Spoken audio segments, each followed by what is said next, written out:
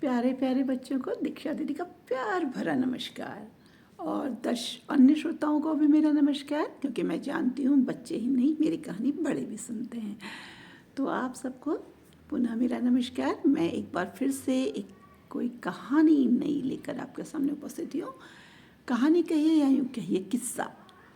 जब हम छोटे थे तो बच्चों हमारे ज़माने में हमारे पिताजी, चाचा लोग, पड़ोसी, बहुत सारे लोग इकट्ठे होकर किस्से सुनाया करते थे। बड़े प्रचलित किस्से उस समय की जो चर्चाओं में रहते, और उन किस्सों को सुनाकर हमसे बातचीत किया करते थे कि ऐसा नहीं हुआ तो ऐसा होता तो क्या होता, ऐसा नहीं हुआ ऐसा हुआ, क्यों हुआ। तो इस तरह की बहुत सी चर्चाएं हमारे भी बच्चों के और बड़ों के बीच में होती। तो इस तरह से हमारा ज्ञानवर्धन होता, क्योंकि उस समय आजकल की तरह टेलीविज़न नहीं था, मोबाइल फ़ोन नहीं था, इतने वीडियोज़ हमको नहीं मिलते थे जो हमको एक्सपोज़र कर सकें या हमको कुछ सिखा, जिससे हमको सीख सकें। तो ये किस्से कहानियाँ ही हमारे लिए ज्ञानवर्धक हुआ करती थी, और यही किस्से कहानियाँ लेकर मैं आपके सामने उपस्थित होती हूँ। तो आज हम किस्से जो सुना रहे हैं वो हैं बीरबल और अकबर के। तो बच्चों, सम्राट अकबर, जो बादशाह अकबर हुआ करते थे, उनके दरबार में 9 रत्न थे, यानी 9 महान विद्वान थे उनके दरबार में, और उनमें से एक नवरत्न थे तानसेन, ये बीरबल, सॉरी हैं। बीरबल जो थे एक उनके बहुत अच्छे सुझावकर्ता भी थे। उन्हें बड़ी अच्छी, उनसे उनका बादशाह का राय मशवरा भी बहुत चलता था, और बादशाह उनकी बात को मानते भी थे, और वो सबको खुश रखते थे, हंसाते थे। यही उनका काम था। बड़े हाजिर जवाब थे, हाजिर जवाब। कोई भी प्रश्न पूछ लो, कोई भी पूछ लो, तो बीरबल के पास उसका जवाब तुरंत होता था, इसलिए उन्हें हाजिर जवाब भी कहा जाता है। कई बार उनके दरबारी चिढ़ करके बीरबल से ऐसे ऐसी बातें बादशाह से कहा करते थे कि बादशाह उनसे, बीरबल से क्रोधित भी होते थे और उनका तुरंत जवाब मांगते थे, और बीरबल तुरंत उसका हाँ जवाब दे देते थे, और बादशाह फिर से उनसे खुश हो जाते थे। तो ऐसे ही एक बात है बच्चों, बादशाह अकबर के महल में बहुत कीमती कीमती सामान हुआ करता था। सजावट के बड़े बड़े सामान थे, खूबसूरत। भाई महल है, राजा है, उनके पास किसी धन संपदा की कोई कमी तो है नहीं। हजारों बड़े बड़े राजा महाराजा उनको उपहार देते हैं, एक से एक कीमती चीज़ें उनके महल में हुआ करती थी। मगर एक छोटा सा खूबसूरत सा फूलदान बादशाह अकबर को बहुत पसंद था, और वो इतना पसंद था कि वो उसे देखे बिना रह नहीं पाते थे, इसलिए हमेशा अपने पलंग के पास रखा करते थे।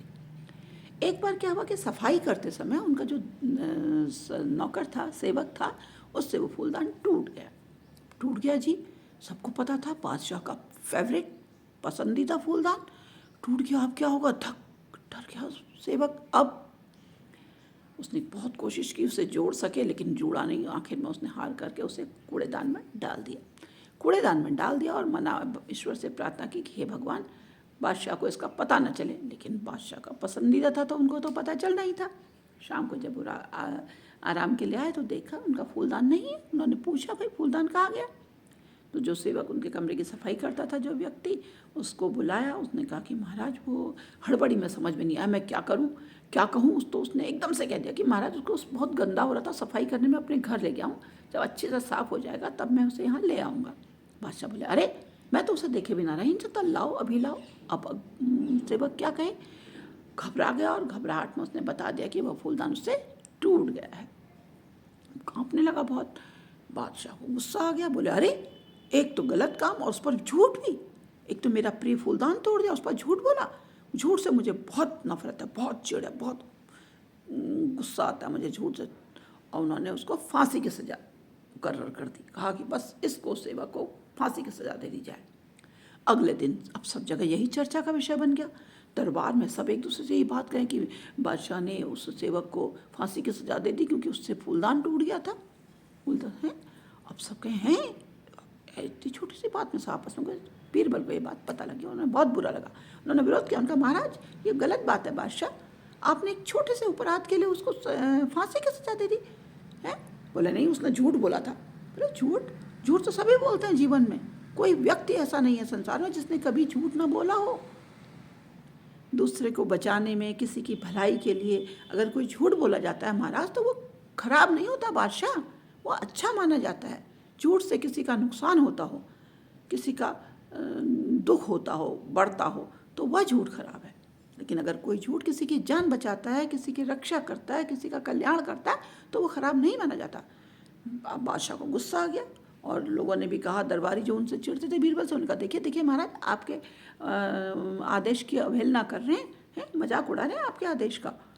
अब बादशाह को गुस्सा तो आया ही था और आसमान में आ गया, बोला खबरदार बीरबल, जाओ तुम आज ही मेरे राज्य से चले जाओ, दूसरे राज्य में चलो, मेरे राज्य में दिखने नहीं चाहिए।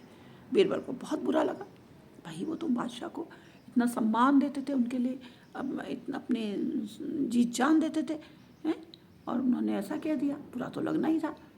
तो अब बीरबल खैर चले, चलते चलते उन्होंने कहा कुछ तो उपाय होगा इसका, सोचूं। अचानक उन्हें उपाय आया, उन्होंने कहा महाराज को इसका मुझे उत्तर तो देना ही चाहिए। तो वो एक सुनार के पास गए और बोले, देखो सोने की एक गेहूं की जैसी बाली बना दो, जैसे गेहूं की बालियां होती ना, ऐसे सोने की बाली बना दो। बादशाह के दरबार के थे, पैसा तो था ही उनके पास, तो उन्होंने सोने की बालियां बनवा ली। अगले दिन दरबार में वो सोने की बाली लेके उपस्थित हो गए। बादशाह बोले, अरे तुम यहाँ क्यों आए हो?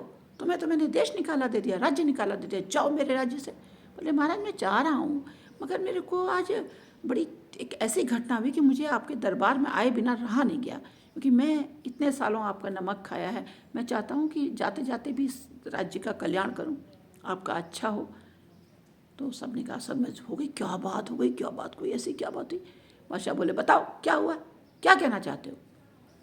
तो बोले महाराज, बादशाह मैं जब जा रहा था तो मुझे एक बहुत पहुँचे हुए सिद्ध संत मिले, और उन्होंने मुझे एक ये सोने की बाली दी और कहा कि अगर इसको बो दोगे तो खेतों में सोने की फसल लहला उठेगी। अब भाई सोने का उगना, सोने की पैदावार, सोने की फसल, सबके चौंकने की बारी थी। बोले वाह, अगर सोने की फसल हो जाएगी तो हमारा तो राज्य ही संपन्न हो जाएगा, अथाह संपदा हमारे पास होगी। बोले ठीक है चलो, मगर उसने कहा इसके लिए मुझे थोड़ी ज़मीन तो चाहिए कि कहाँ बोऊँगा, आपके राज्य की ज़मीन तो चाहिए कि मैं कहीं और बोऊँगा तो उस राज्य की हो जाएगी। बोले नहीं, इसी राज्य में बो, चलो ज़मीन देते हैं तुमको। बादशाह ने कहा नहीं, लेकिन महाराज मैं चाहता हूँ कि ये सारा जो फसल लगाने का काम है, बीज बोने का काम है, और सभी दरबारी देखें, ताकि मेरे बाद मैं तो चला जाऊँगा ना, आपने तो मुझे जाने को कह दिया है, तो मेरे बाद फिर वो इसकी फसल उगा सके। महाराज ने कहा बिल्कुल ठीक है। बादशाह ने कहा चलो सारे दरबारी वहीं ज़मीन के पास चलेंगे जहाँ बीरबल सोना बो रहे हैं। सब चले गए, खेत खोदा गया, सारे दरबारी उस खेत के पास खड़े हुए। बोले महाराज मेरी आपसे एक हाथ जोड़ के प्रार्थना है कि अपने दरबारियों में से उस दरबारी को बुलाएं जिसने कभी झूठ ना बोला हो, क्योंकि संत ने कहा था कि इस सोने की फसल को केवल वही बो सकता है, उसी के हाथ से बोने पर इसमें से सोना की फसल उगेगी जिसने कभी जीवन में झूठ ना बोला हो। अब सारे दरबारी सन चुप, सभी ने कभी ना कभी झूठ बोला हो, कभी बचपन में, कभी बड़े, कभी अपने को बचाने के लिए, कभी किसी और को बचाने के लिए झूठ तो बोला ही होता है। कभी मम्मी पापा के डर से हम नहीं कहते थे नहीं मैंने नहीं फाड़ी, नहीं मैंने नहीं रखा, हम भी बोलते थे ना कभी कभी। तो कई बार ऐसे झूठ बचपन में हो जाते हैं, बड़े होकर भी कई लोग कई तरह के झूठ बोल देते हैं छोटे छोटे। तो सभी सब अब झूठ याद करने बोले, अरे मैंने तब बोला था, बोला हाय मैंने तब बोला था, अरे जब मैं वहाँ गया था, अरे उसके कारण मैंने झूठ बोला था। सबके सिर झुक गए, बोले सब ऐसे खड़े हो गए। बादशाह ने कहा क्या कोई मेरे दरबार में कोई ऐसा व्यक्ति नहीं जिसने कभी झूठ ही नहीं बोला हो? तो बीरबल बोले बादशाह अब तो आप ही इस फसल को बो सकते हैं, क्योंकि और तो कोई बो नहीं सकता, मैं तो आपके राज्य में हूँ नहीं, अब जा रहा हूँ, देश निकाला दे दिया है, तो अब आप ही अपने राज्य की फसल को बो सकते हैं।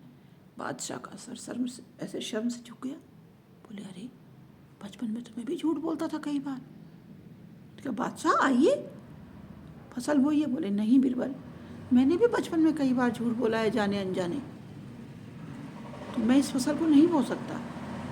और मेरी समझ में ये बात आ गई है जो तुम कह रहे थे कि जीवन में कोई ना कोई कभी न कभी झूठ बोलता है, छोटा बड़ा झूठ आदमी से बोला जाता है, अनजाने जाने कैसे भी हो।